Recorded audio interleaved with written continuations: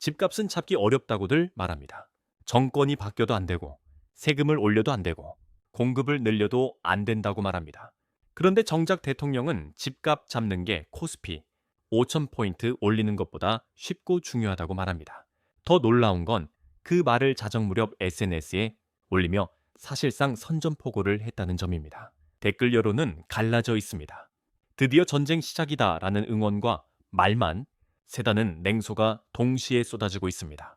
어떤 이는 집값 잡으면 내 표다 라고 말하고, 또 다른 이는 설 차례상도 비싼데 무슨 집값이냐라고 반박합니다. 이 영상 끝까지 보면 세 가지를 얻게 됩니다. 첫째, 왜 이번 싸움이 단순한 정책이 아니라 정치 생명을 건 전면전인지 이해하게 됩니다. 둘째, 서울 집값이 왜 세계 최고 수준이라는 말이 과장이 아닌지 숫자로 납득하게 됩니다. 셋째, 세금과 대출 규제가 우리 같은 평범한 사람에게 실제로 어떤 선택을 강요하는지 명확히 보게 됩니다. 지금부터 친구들끼리 벌어진 단체 채팅방 싸움처럼 풀어보겠습니다. 누가 먼저 불을 질렀는지부터 보겠습니다. 2026년 1월 31일 자정 무렵입니다. 이재명 대통령이 자신의 소셜미디어 X의 글을 올립니다.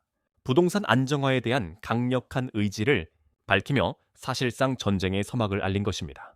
그는 불법 계곡 정비보다 코스피 5,000포인트 달성보다 집값 잡는 것이 훨씬 쉽고 중요하다고 강조합니다. 여기서 끝이 아닙니다. 비판론자들을 향해 유치원생처럼 말을 못 알아듣는다거나 언어 해득 능력을 갖추지 못했다는 파격적인 표현까지 사용합니다. 국힘당을 직격한 것입니다. 이건 그냥 정책 브리핑이 아닙니다. 부동산 투기로 나라가 망하는 것을 방치하지 않겠다는 배수진입니다. 친구 모임에서 누군가 이번엔 진짜 끝을 보겠다라고 선언한 것과 같습니다. 그런데 가만히 있을 사람이 아닙니다. 2월 1일 오전입니다. 오세훈 서울시장이 SNS로 즉각 반발합니다. 정부의 이중잣대를 비판합니다. 갈등의 핵심은 세운 4구역 132m 고층 개발과 노원구 태릉시 주택 공급의 형평성 문제입니다. 오 시장은 말합니다. 종묘 앞 고층 개발은 안 된다면서 세계유산인 태릉 옆에 주택을 짓는 것은 모순이라는 주장입니다. 친구 사이로 치면 이런 상황입니다. 내오는 되고 나는 안 되냐는 싸움입니다. 여기서 또 다른 인물이 등장합니다. 허민 국가유산청장입니다.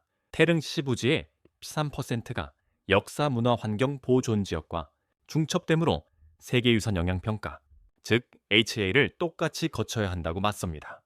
쉽게 말해 세계유산의 영향이 있는지 미리 평가하는 절차입니다. 이렇게 되면서 갈등은 단순히 대통령 대 시장이 아니라 부처 간 충돌로 확산됩니다. 정치권도 가만히 있지 않습니다. 국민의힘은 청와대 비서진 3명 중 1명이 다주택자라는 점을 들어 기막힌 위선이라고 공격합니다. 민주당은 국힘이 투기 세력의 방패막이 역할을 하고 있으며 시장 안정화를 정쟁의 도구로 삼고 있다고 규탄합니다. 심지어 나경원 의원이 오 시장을 향해 오세훈은 가만히 있어 라고 언급했다는 설까지 돌며 야권 내부에서도 미묘한 기류가 포착됩니다. 이건 정책 토론이 아니라 완전한 대리전입니다. 그런데 정치 말싸움만 보면 본질을 놓칩니다. 진짜 잔혹한 건 숫자입니다.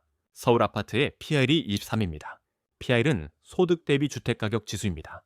쉽게 말해 한 푼도 안 쓰고 번 돈을 모아 집을 사려면 몇 년이 걸리는지 보여주는 지표입니다. 23이면 23년이 아니라 대출 이자와 생활비를 고려하면 체감상 그 이상입니다. 일반 주택까지 포함해도 16.7입니다. 뉴욕은 14.4입니다. 도쿄는 12입니다. LA는 8.4입니다. 서울은 이 도시들보다 훨씬 높습니다. 1제곱미터당 아파트 가격은 22.85달러입니다. 전 세계 69개 도시 중 4위입니다. 그런데 소득 대비 적정성 순위는 63위입니다. 겉으로는 부자 도시처럼 보이지만 실제로는 월급 대비 집값 부담이 최하위권이라는 뜻입니다. KB부동산 자료를 보면 2022년 2분기 PL은 14.8이었습니다. 그런데 최근 가격 폭등으로 월급을 41년 모아야 강남에 집을 살 수 있다는 통계가 현실이 됩니다. 친구들끼리 월급 인증하다가 네오 40년 모아야 강남 간대라는 말이 농담이 아닌 상황입니다. 이런 갈등은 처음이 아닙니다. 2020년 8월 4일 대책을 떠올려 보십시오. 문재인 정부 시절 태릉시에 1만 가구 공급을 발표합니다. 노원구 주민과 환경단체의 강력한 반대로 무산됩니다. 2021년 8월 공급 규모를 6,800가구로 줄입니다. 그래도 지구 지정은 계속 연기됩니다. 노무현 정부 때도 강남 집값 폭등이 있었고 이명박 정부는 보금자리 주택 정책으로 대응했습니다. 박원순 전 시장 시절에는 용산 개발을 놓고 중앙정부와 엇박자가 났습니다. 서울시와 중앙정부의 공급 주도권 싸움은 계속 반복되어 왔습니다. 이번 정부는 1.29 주택 공급 대책이라는 카드를 꺼냅니다. 수도권 핵심지에 총 67,000호를 공급하는 이른바 영끌 공급입니다. 용산역 정비창 1만 호입니다. 태릉 CC 6,800호입니다. 과천 청사부지 9,800호입니다. 말 그대로 알짜 땅입니다. 그런데 김윤덕 국토부 장관의 자신감과 달리 서울시는 용산 1만 호 공급에 대해 8,000호가 마지노선이라며 2,000호 차이를 좁히지 못하고 있습니다.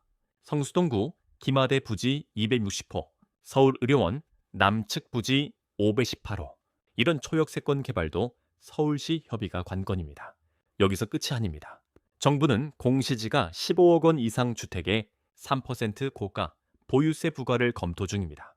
5월 9일 다주택자 양도세 중과 유예 종료가 다가옵니다. 장기 보유 특별 공제 혜택 축소 카드도 만지고 있습니다.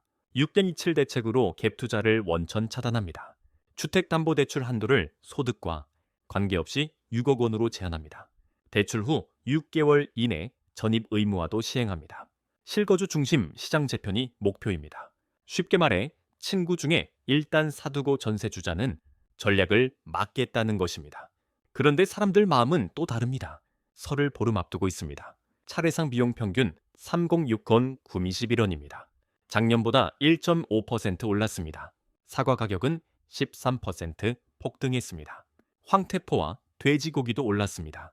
설탕 부담금 도입 논란은 1월 28일 첫 언급 이후 4일 만해 대통령이 재차 강조하며 증세 논란으로 번졌습니다. 국민들은 말합니다.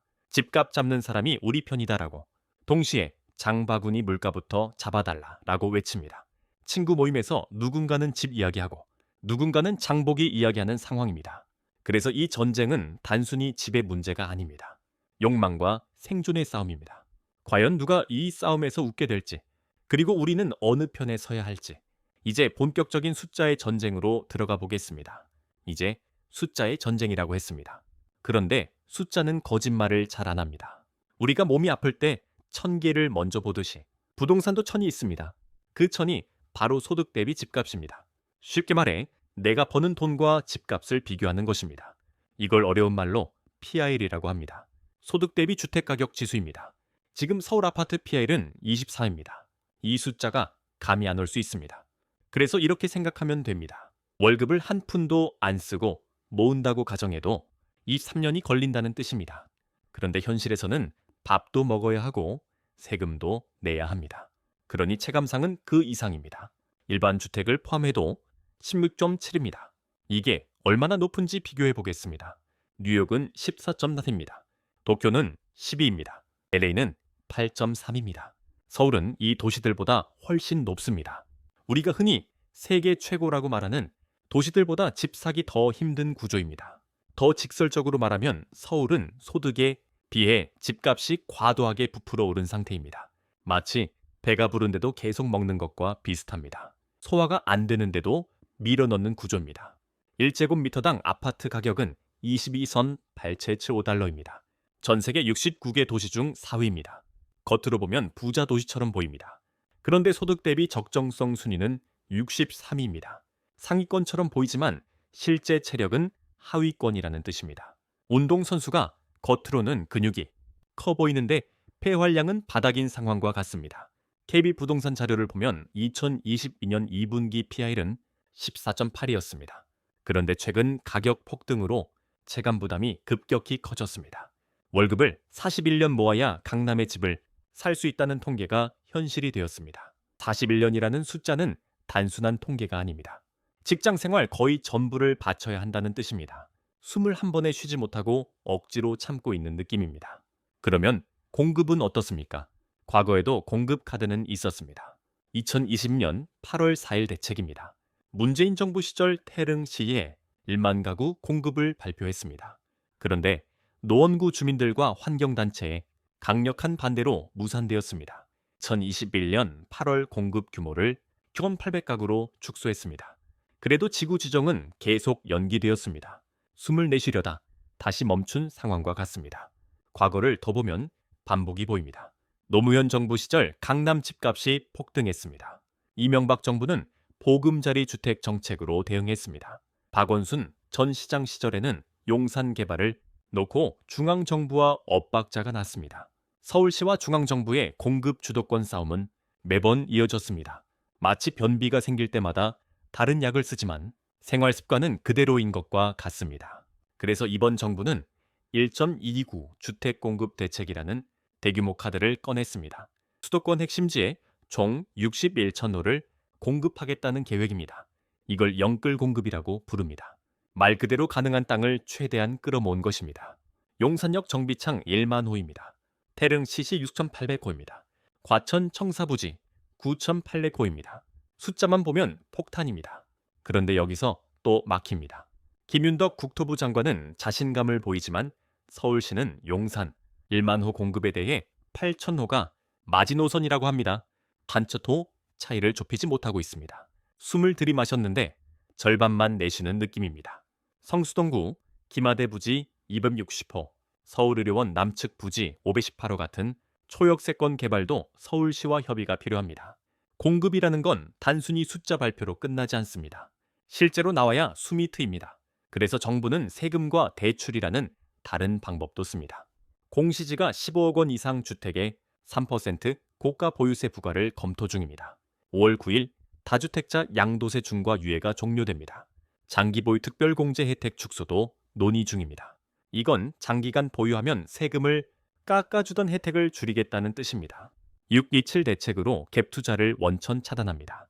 주택담보대출 한도를 소득과 관계없이 6억 원으로 제한합니다. 대출 후 6개월 이내 전입 의무화도 시행합니다. 실제로 들어가 살 사람 중심으로 시장을 재편하겠다는 목표입니다.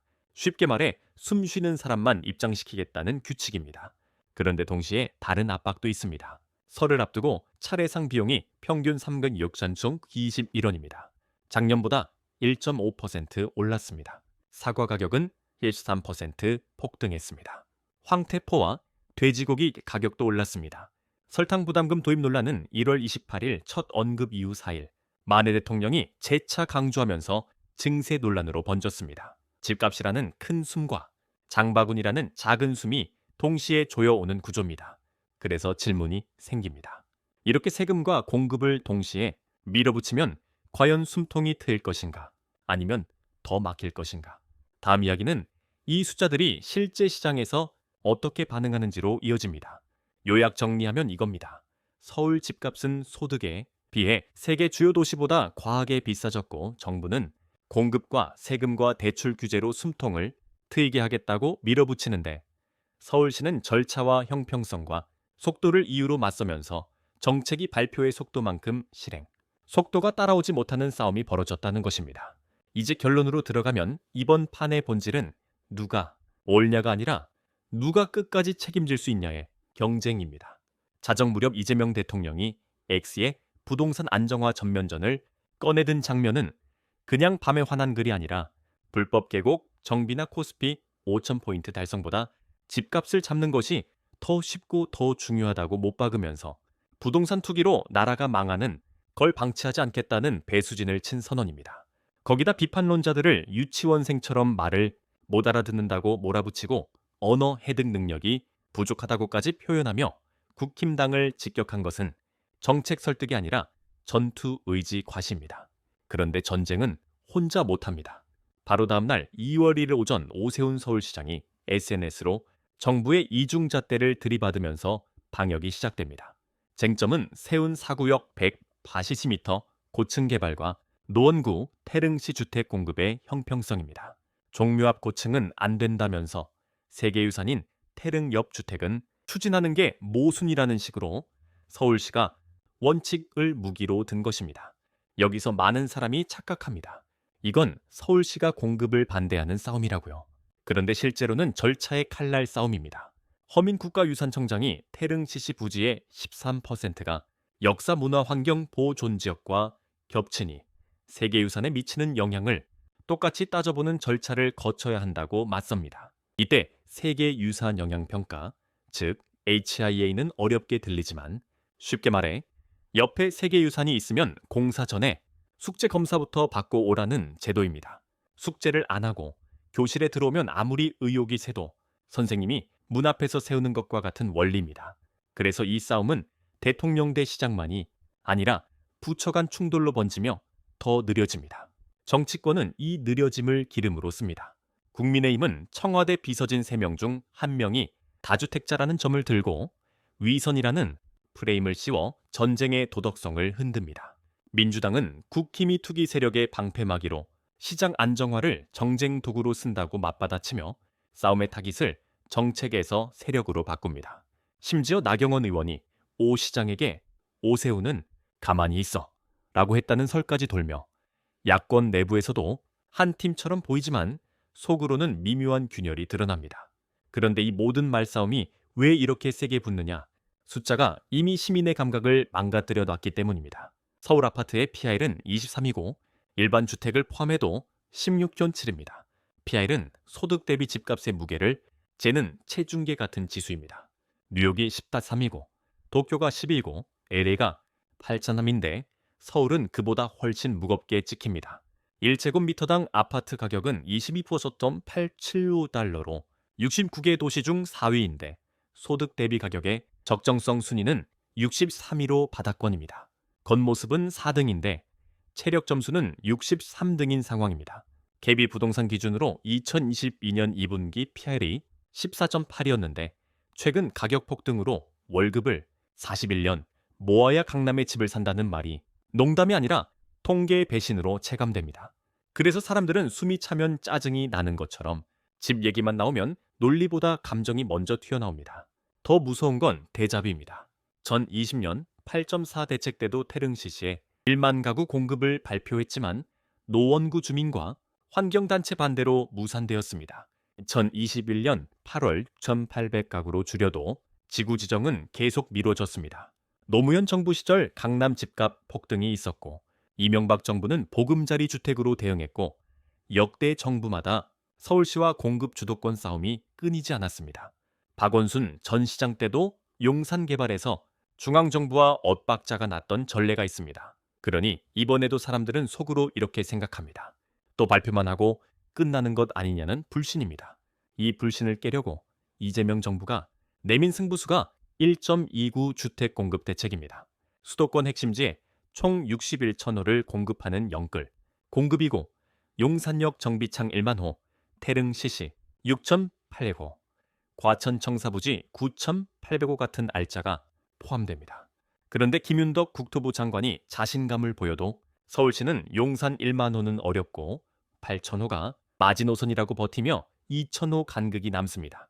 성수동 구 김하대 부지 260호와 서울의료원 남측 부지 518호 같은 초역세권도 결국 협의가 관건이라 종이에 적힌 공급과 현장에 나오는 공급 사이에 마찰열이 생깁니다. 여기서 대중의 또 다른 착각이 나옵니다. 공급만 늘리면 끝난다고요. 그런데 몸이 부을 때 물만 마시면 더 붓는 것처럼 수요가 같이 움직이면 공급만으로는 속도가 안 나옵니다. 그래서 정부가 꺼내는 게 세금과 대출의 조임입니다. 공시지가 15억 원 이상 주택의 3% 고가 보유세를 검토하고 5월 9일 다주택자 양도세 중과 유예 종료를 앞두고 장기 보유 특별공제 혜택 축소 카드까지 만지며 보유와 매도의 계산서를 바꾸려 합니다. 6.27 대책으로 갭 투자를 원천 차단하고 주택담보대출 한도를 소득과 관계없이 6억 원으로 제한하며 대출 후 6개월 이내 전입 의무화를 통해 실거주 중심으로 시장을 재편하려 합니다. 쉽게 말해 집을 투자 상품처럼 들고만 있는 습관을 고치겠다는 강제 생활 교정입니다. 그런데 이 모든 강공의 배경에는 민생의 압력이 깔려 있습니다. 설을 보름 앞두고 차례상 비용이 평균 306,911원이고 작년보다 1.5% 올랐습니다. 사과 가격이 13% 폭등했고 황태포와 돼지고기 가격도 올랐습니다. 설탕 부담금 도입 논란은 1월 28일 첫 언급 이후 4일 만해 대통령이 다시 강조하면서 증세 논란으로 번졌고 사람들은 집값 잡는 사람이 우리 편이라고 응원하면서도 장바구니 물가부터 잡아달라는 목소리를 동시에 냅니다. 결국 결론은 이겁니다. 이번 부동산 전쟁은 집값만의 싸움이 아니라 세계유산, 절차라는 제동장치와 서울시와 중앙정부의 공급 주도권, 다툼과 세금과 대출로 욕망을 조이는 정책과 설물가로 드러난 생활 압박이 한꺼번에 얽힌 종합전입니다. 요약 정리하면 이겁니다. 숫자가 이미 서울의 현실을 잔혹하게 보여주고 있고 정부는 공급 60일 전후와 세제와 대출 규제로 판을 바꾸려 하지만 서울시와 절차와 정치권 공방이 그 속도를 흔들고 있으며 민심은 집값과 물가라는 두 개의 고통 사이에서 누가 내 편이냐로 선택을 강요받고 있다는 것입니다. 동글동글 정치경제였습니다. 여러분의 의견이나 댓글, 좋아요는 큰 힘이 됩니다.